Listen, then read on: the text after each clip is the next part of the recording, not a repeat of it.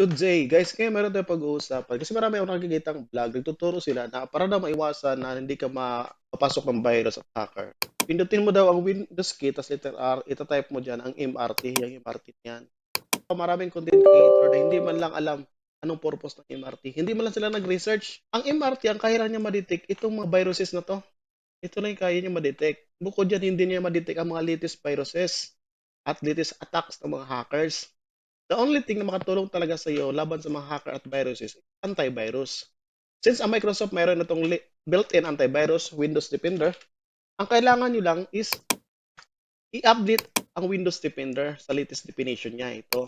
Then, pagkatapos mag-scan. So, update mo na, then scan. Yun ang procedure para makakuha ng latest definition ng inyong antivirus at madetect niya ang pinaka-latest na viruses.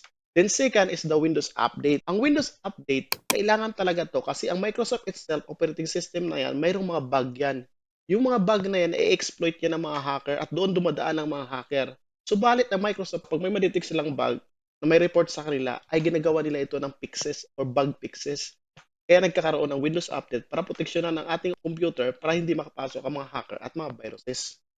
Tandaan niyo, ang antivirus o Windows Defender is mas powerful kumpara sa MRT. Sana may natutunan kayo.